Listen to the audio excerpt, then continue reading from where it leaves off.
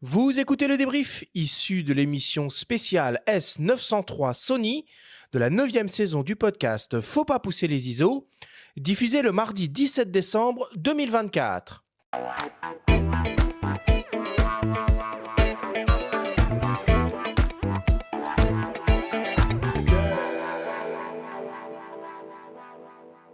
Nous sommes toujours avec Fabrice Abuaf de Sony France et le photographe Glenn Gervaux pour cette émission consacrée aux technologies Sony au service de la photo d'action.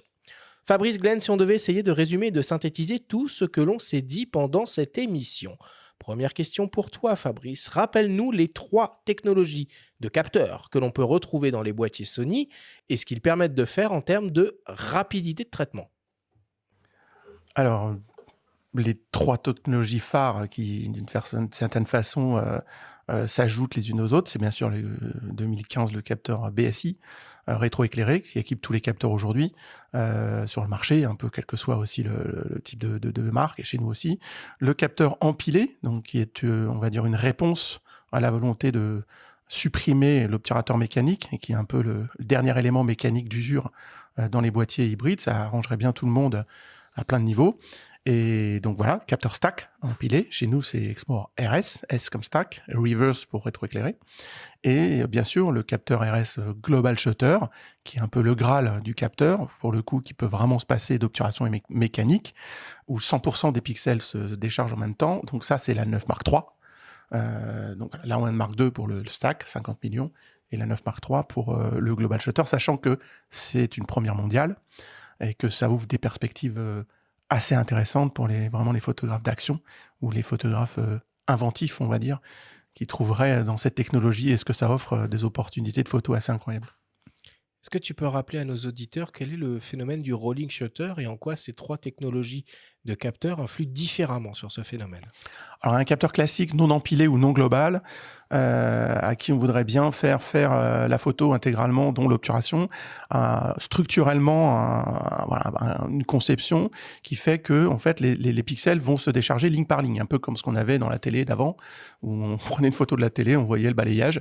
Donc ça veut dire quoi ? Ça veut dire que j'ai une différence temporelle entre la photo prise par les premières lignes et par les dernières lignes. Donc si je prends en latéral un poteau, il va être penché. C'est le rolling shutter qu'on voit beaucoup en vidéo.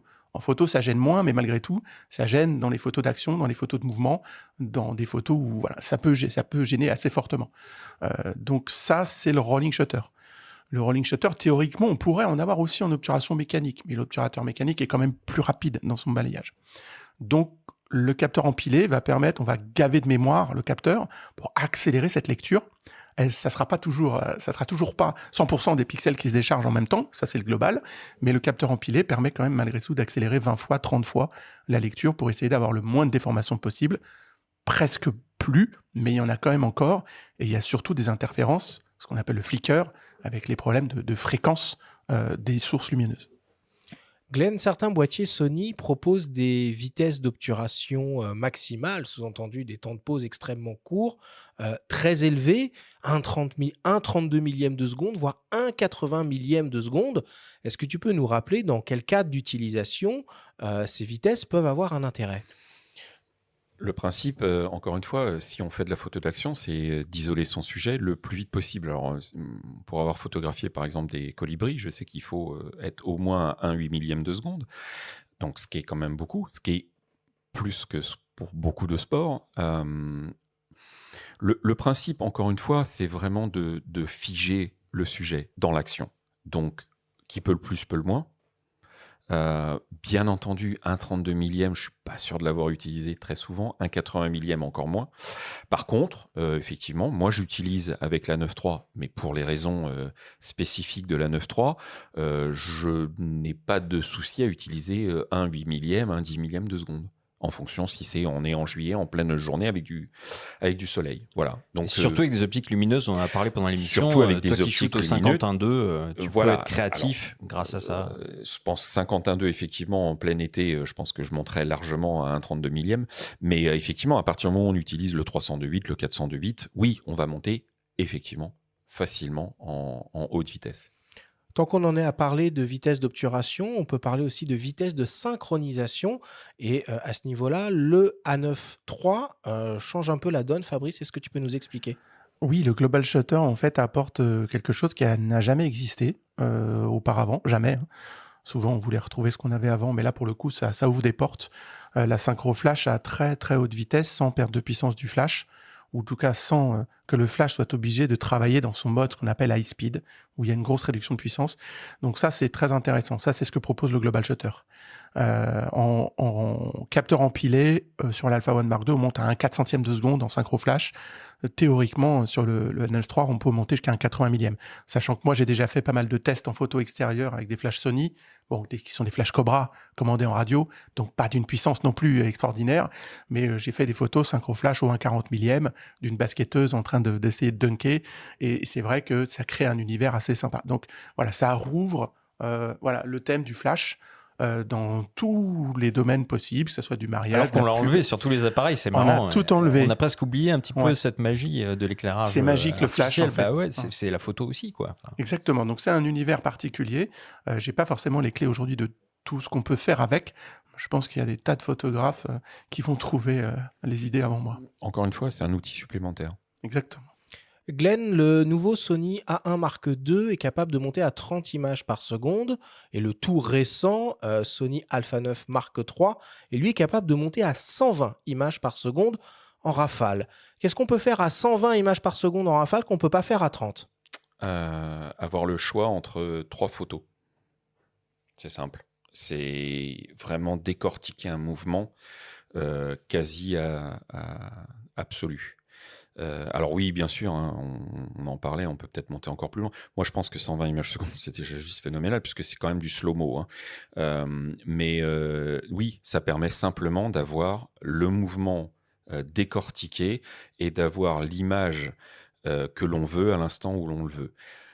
Ça ne s'applique pas à tous les sports, ça ne s'applique pas en permanence, mais c'est encore une fois un outil supplémentaire qu'elle a à la disposition du pro et de l'amateur s'il en a besoin. Fabrice, à quel type de compromis on va être confronté quand on travaille à 120 images par seconde, par exemple, avec un Alpha 9 Mark III? Compromis humain. Non, les compromis, il faut s'adapter. C'est-à-dire, comme toute nouvelle technologie, le 120 images par seconde ne s'utilisera pas comme un 30 images par seconde. Il ne peut pas. D'accord, c'est comme on disait Glenn, c'est une sorte de one-shot déguisé.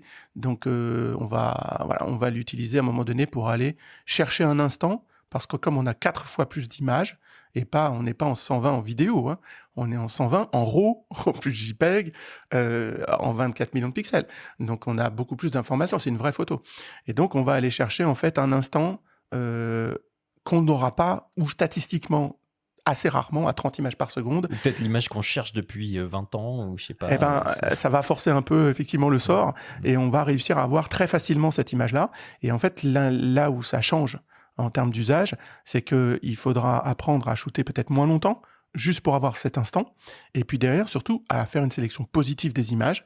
C'est-à-dire, on n'est plus en train de jeter celles qu'on veut pas, on va dans la pile d'images et on va sélectionner celles qu'on veut garder, celles au pluriel, parce que ça peut être 1, 2, 3, 4, mais c'est comme ça que ça s'utilise le 120.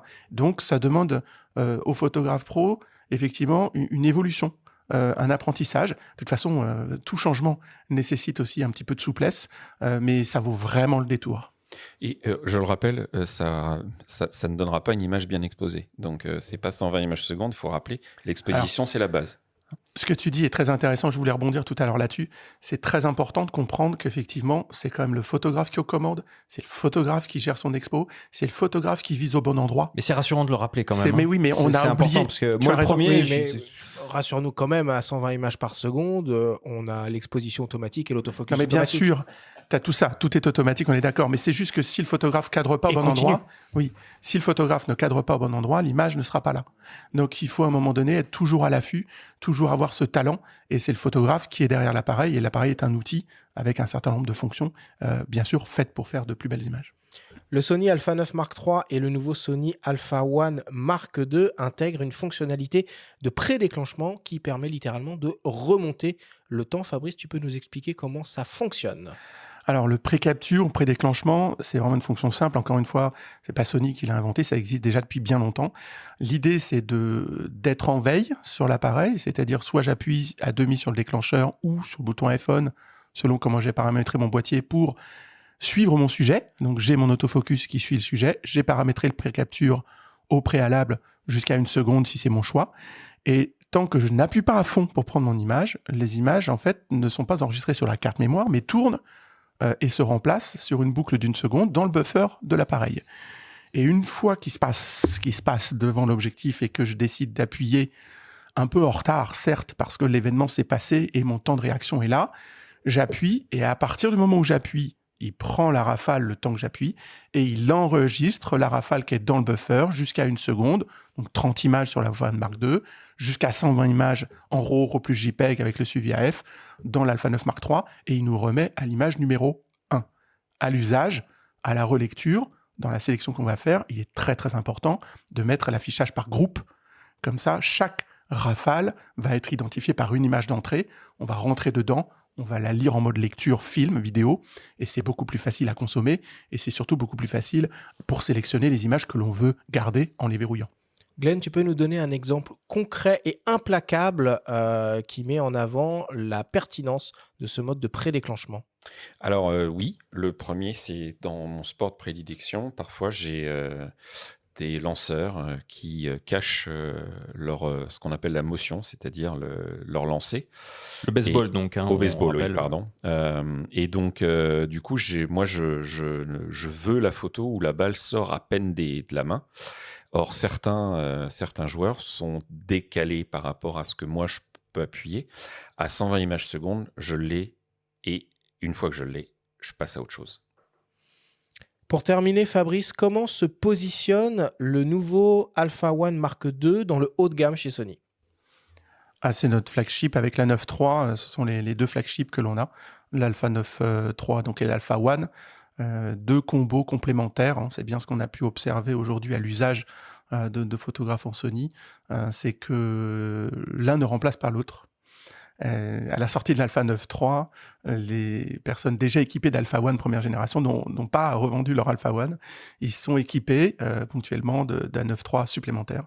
Et après, effectivement, voilà, deux boîtiers complémentaires. Il y a Glenn qui bouille d'intervenir. Oui, parce qu'on n'en a pas parlé. Je voulais en fait rappeler le fait et le plaisir de shooter avec un A9 III, c'est qu'en tant que global shutter et en tant que photographe de sport, comme on en a parlé, isoler son sujet, j'avais ce déplaisir avec entre guillemets avec l'A1 d'avoir les bornes lumineuses sur le tour des stades, les LED, ouais, qui n'étaient pas rafraîchies et qui de temps en temps sur une belle photo en fait attiraient l'attention. Alors après je sais, je suis peut-être un psycho du fond, mais en attendant oui, c'était un problématique.